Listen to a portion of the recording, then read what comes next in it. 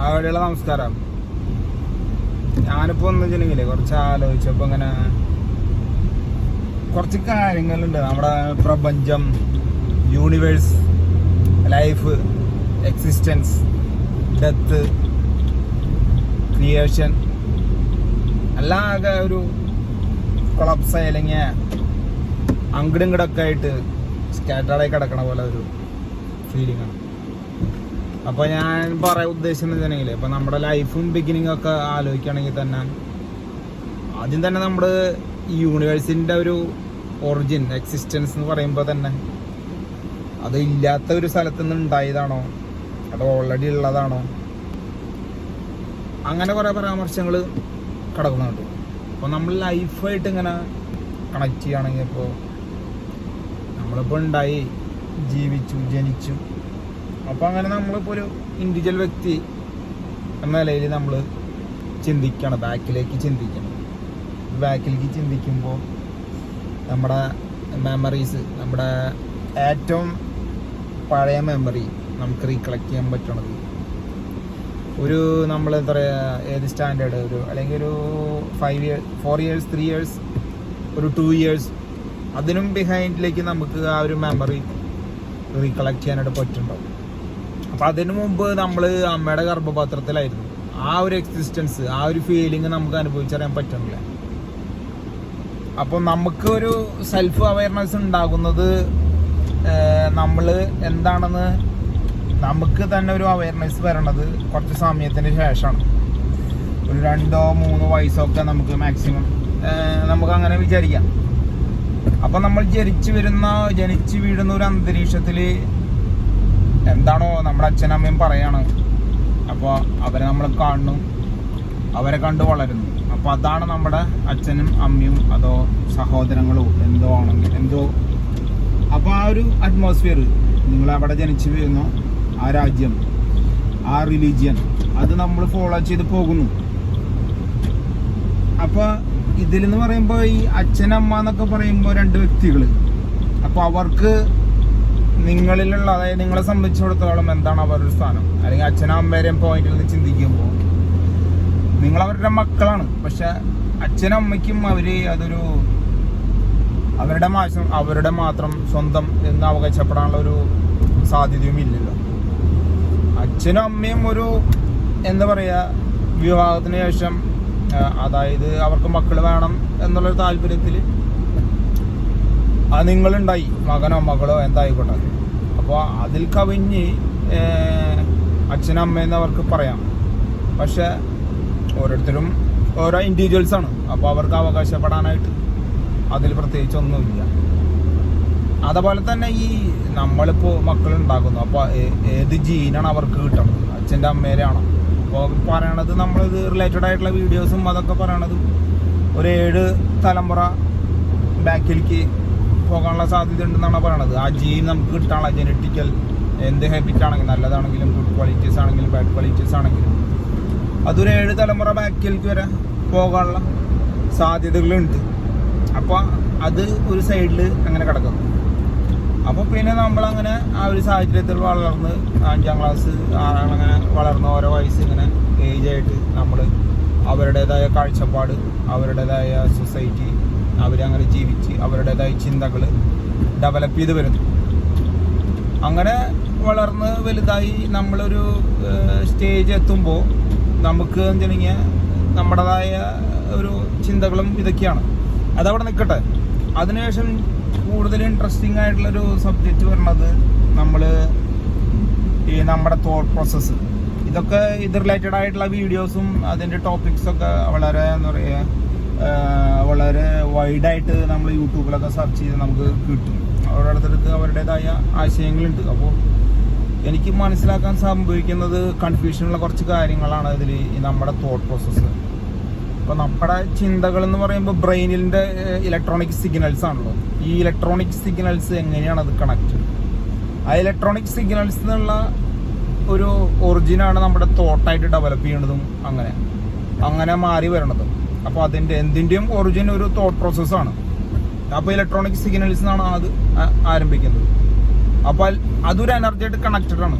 അപ്പൊ നമ്മൾ പ്രപഞ്ചം യൂണിവേഴ്സായിട്ട് നമ്മൾ കണക്ട് ചെയ്യുമ്പോൾ universe it self is energy. എല്ലായിടത്തും ഒരു എനർജി ഉണ്ട്. അപ്പോൾ നമ്മുടെ ഈ തോട്ട് പ്രോസസ്സ് നമുക്ക് ഈ യൂണിവേഴ്സിലെ എനർജി ആയിട്ട് അവരുടെ ഒരു യൂണിവേഴ്സിലെ ഒരു ഇലക്ട്രോണിക് സിഗ്നൽസ് ആയിട്ട് നമ്മൾ കണക്ട് ചെയ്യണമെങ്കിൽ, അങ്ങനെ ചിന്തിക്കുകയാണെങ്കിൽ, ഇപ്പോൾ നമ്മുടേതായ ഒരു ചിന്താഗതികളുള്ള സെയിം ആൾക്കാരുണ്ട്, അവരുടെ ഒരു വേവ് ലെങ്ത്, ആ ഒരു ഇലക്ട്രോണിക് സിഗ്നൽസ് അതേ സിഗ്നൽസ് ഉള്ള വേറെയും കുറേ ആൾക്കാരുണ്ടായിരിക്കാം. അപ്പോൾ നമ്മളെല്ലാം ഒരു യൂണിവേഴ്സായിട്ട് കണക്റ്റ് ആയതുകൊണ്ട് ഈ സിഗ്നൽസ് തമ്മിൽ കമ്പൈൻ ചെയ്യാനുള്ള സാധ്യതകളുണ്ട്. പലപ്പോഴും നമുക്ക് ഉറക്കത്തിൽ ഈ ഡ്രീംസ് അല്ലെങ്കിൽ നമ്മൾ പല ആൾക്കാർ പല അവേഗമായിട്ടുള്ള കാര്യങ്ങളൊക്കെ നമ്മുടെ മനസ്സിലേക്ക് വരുന്നത് ഒരുപക്ഷെ ഈ common wave length of signals ഉള്ള ആശയങ്ങളുള്ള തോട്ട് പ്രോസസ്സ് നമ്മുടെ യൂണിവേഴ്സിൽ നിന്ന് നമ്മുടെ ബ്രെയിനിലേക്ക് ഒരു കോമ്പിനേഷൻ വന്നിട്ട് അതിൻ്റെ റിഫ്ലക്ഷൻ ആവാനുള്ള സാധ്യതയുണ്ട്. ഞാനങ്ങനെ മനസ്സിലാക്കുന്നു. എനിക്കറിയില്ല, ഞാൻ എൻ്റെ കുറച്ച് ആശയങ്ങൾ ഷെയർ ചെയ്തെന്ന് മാത്രം. അത് അങ്ങനെ ഒരു സൈഡിൽ നിൽക്കുന്നു. അപ്പോൾ ഇങ്ങനെ നമ്മൾ കടന്നുപോയി, ജീവിതം കടന്നുപോയി, ഓരോ ദിവസവും കടന്നുപോയി. പക്ഷെ ഇതിൽ ഏറ്റവും രസകരമായിട്ടുള്ള ഒരു സംഭവം എന്ന് വെച്ചിട്ടുണ്ടെങ്കിൽ നമ്മുടെ ഈ പുനർജന്മം അല്ലെങ്കിൽ പിന്നെ ലൈഫ് ആഫ്റ്റർ ഡെത്ത്, അങ്ങനെ കുറേ കൺസെപ്റ്റ് ഉണ്ട്. അപ്പോൾ നമ്മൾ ഡെത്തിലേക്ക് കിടക്കുമ്പോൾ വളരെ ജീവിതാവസാനം, ഡെത്ത് എന്ന് പറയുന്നത് ഒരു സബ്ജക്റ്റ് എന്ന് പറയുന്നത് വളരെ ഇൻട്രസ്റ്റിങ്ങും ഒരു ഡീപ്പായിട്ടുള്ള ഒരു സബ്ജക്റ്റാണ്. ആഫ്റ്റർ ഡെത്ത്, ഞാൻ ഉദ്ദേശിച്ച ആഫ്റ്റർ ഡെത്ത് എന്ത് സംഭവിക്കുന്നു. ഇപ്പോൾ നമ്മളെന്ന് വെച്ചാൽ ഇങ്ങനെ റെക്കോർഡിക്കലി നമ്മളൊരു ക്ലിനിക്കൽ ഡെത്ത് ഉണ്ട്, അല്ലെങ്കിൽ ഒരു ബയോളജിക്കൽ ഡെത്ത് ഉണ്ട്. ക്ലിനിക്കൽ ഡെത്ത് എന്ന് പറഞ്ഞിട്ടുണ്ടെങ്കിൽ ഇപ്പോൾ നമുക്ക് ഒരു അറ്റാക്ക് അല്ലെങ്കിൽ ഒരു എമർജൻസി സിറ്റുവേഷനിൽ പോയിട്ട് നമ്മൾ ഹോസ്പിറ്റലൈസ് ആവണം. പക്ഷെ നമ്മൾ അതിൽ നിന്ന് റിക്കവർ ചെയ്ത് ആ ക്ലിനിക്കൽ ഡെത്തിൽ നിന്ന് നമ്മൾ റിക്കവർ ചെയ്ത് വരുന്നു. ബയോളജിക്കൽ ഡെത്ത് എന്ന് പറയുമ്പോൾ ആദ്യം നമ്മുടെ ഹാർട്ട് ബീറ്റ്സും കാര്യങ്ങളൊക്കെ നമ്മൾ സ്റ്റോപ്പ് ആവും. പിന്നെ നമ്മുടെ ബ്രെയിൻ്റെ സിഗ്നൽ അവസാനം ബ്രെയിൻ സിഗ്നലും നമ്മൾ സ്റ്റോപ്പ് ആവും. അങ്ങനെ നമ്മൾ ഡെത്ത് സ്ഥിരീകരിക്കുന്ന ഒരു സാഹചര്യം വരുന്നു. പക്ഷേ ഡെത്തിന് ശേഷം ഒരു 2 മിനിറ്റ് 3 മിനിറ്റൊക്കെ ഈ സിഗ്നൽസ് അവിടെ തന്നെ അങ്ങനെ ഉണ്ടാവും. അപ്പോൾ ഇവിടെയാണ് നമ്മുടെ പോയിന്റ് വരുന്നത്. ആഫ്റ്റർ ഡെത്തിൽ നമ്മുടെ പോയിന്റ് വരുന്നത് ഇവിടെയാണ്. ഈ സയൻസ് പ്രകാരം പറയണ്ടല്ലോ, നമ്മുടെ ഈ എനർജി എന്ന് പറയുന്ന ഒരു മാറ്റർ നമുക്ക് എനർജി ഡിസ്ട്രോയ് ചെയ്യാൻ പറ്റില്ല.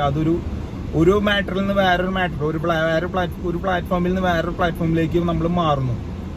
അപ്പോൾ ഇവിടെയാണ് നമ്മുടെ കണക്ഷൻ വരുന്നത്. ഈ നമ്മുടെ ഡെത്തിന് ശേഷം നമ്മുടെ കണ്ടന്റ്, നമ്മുടെ എന്താ പറയുക സോൾ എന്നൊക്കെ പറയുന്ന സാധനം, ആത്മാവ് എന്നൊക്കെ പറയുന്ന സാധനം, അതൊരു ഇലക്ട്രോണിക് സിഗ്നല്, അത് നമ്മൾ അവിടെ നിന്ന് ഡിസപ്പിയർ ആയിട്ട് പിന്നെ എവിടേക്കാണെന്ന് പോകുന്നത്.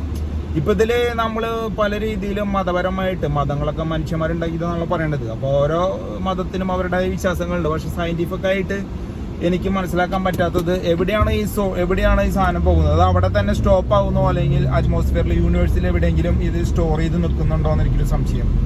അങ്ങനെ ഈ ഇലക്ട്രോണിക് സിഗ്നൽസ് അവിടെ സ്റ്റോർ ചെയ്തിട്ട് ഒരു പുനർജന്മത്തിന്റെ സാധ്യതകൾ ഇവിടെ യൂട്യൂബിലൊക്കെ നമ്മൾ ചർച്ച ചെയ്തിട്ടുണ്ടെങ്കിൽ നമുക്കറിയാൻ പറ്റും ഈ പുനർജന്മത്തിന്റെ സാധ്യതകൾ. അപ്പോൾ അതിനുള്ള സാധ്യതകൾ മാത്രമല്ല ചില സ്റ്റോറീസ്, നമ്മൾ ഈ റിയൽ സ്റ്റോറീസ് ഉണ്ട്. ഈ ചെറിയ കുട്ടികൾ 4 വയസ്സുള്ള 5 വയസ്സുള്ള കുട്ടികളൊക്കെ അവര് വേറൊരു ഇൻസിഡന്റ്, അതായത് അവർ പറയാണ് ഇങ്ങനെ ഒരു മുമ്പ് ഇങ്ങനെ ഒരു സംഭവം, ഒരാൾ ജീവിച്ചിരുന്നു, അയാൾ കൊല്ലപ്പെട്ടു, അയാളെ കൊന്നതാണ്. അപ്പൊ ഇയാള് ഈ ചെറിയ കുട്ടി ഡീറ്റെയിൽ ആയിട്ട് അതിന്റെ കാര്യങ്ങൾ പറയുന്നു.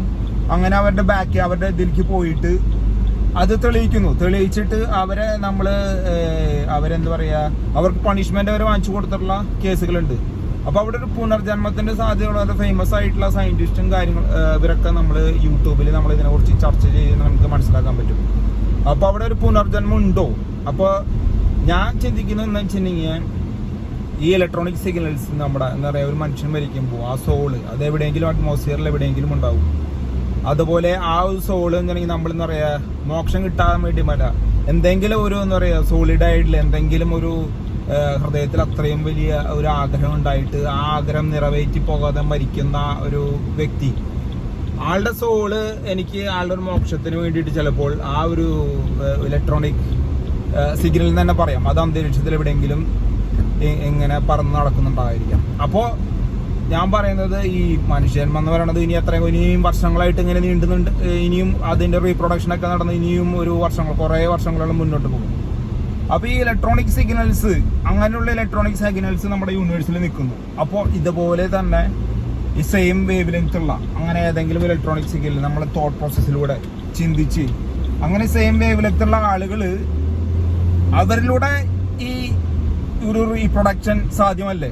മീൻസ് ആ ഇലക്ട്രോണിക് സിഗ്നലിൽ മാച്ച് ചെയ്യുക, അവരുടെ തോട്ട് പ്രോസസ്സിലേക്ക് വന്നു, അവരെ ഫിസിക്കലായിട്ട് വേറെ ആഫ്റ്റർ മാരേജിന് ശേഷം അവർ ഇന്ററാക്ഷനിൽ വന്നു.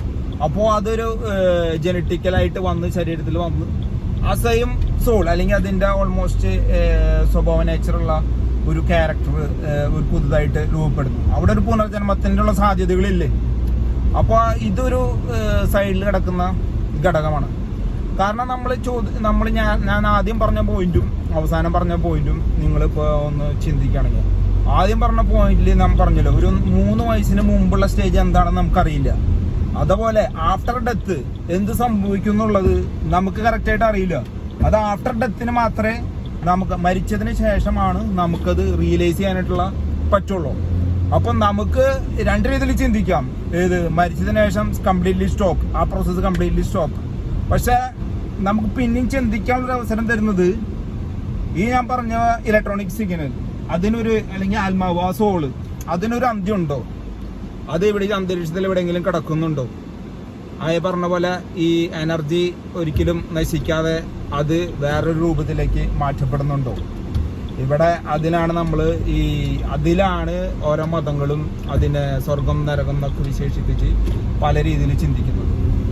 അപ്പം നമുക്ക് പലപ്പോഴും അനുഭവം ഉണ്ടാവും. നിങ്ങൾ മരിച്ചതിന് ഇപ്പോൾ നിങ്ങൾ വേണ്ടപ്പെട്ട ആരെങ്കിലും മരിച്ചു കഴിഞ്ഞിട്ടുണ്ടെങ്കിൽ അവർ നിങ്ങളുടെ സ്വപ്നത്തിൽ വരെ അല്ലെങ്കിൽ അവർ നിങ്ങളായിട്ട് ഇൻട്രാക്ട് ചെയ്യുക, അങ്ങനെ പല ഫീലിങ്ങുകളും നിങ്ങൾക്ക് ഉണ്ടതായിട്ട് നിങ്ങൾക്ക് അറിയാൻ ഒരുപക്ഷെ നിങ്ങൾക്ക് അനുഭവപ്പെട്ടിട്ടുണ്ടാവും. അപ്പോൾ ഇവിടെ നമ്മൾ വീണ്ടും ചിന്തിക്കേണ്ട ഒരു അവസ്ഥയാണ്, ആഫ്റ്റർ ഡെത്ത് വാട്ട് ഹാപ്പൻസ്.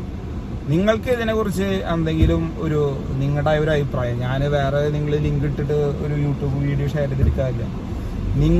നിങ്ങളുടെ തോട്ട് എന്താണ്, നിങ്ങളുടെ ചിന്ത എന്താണ്, അതൊന്ന് നോക്കിയിട്ട് നിങ്ങളൊന്ന് ഷെയർ ചെയ്യുക.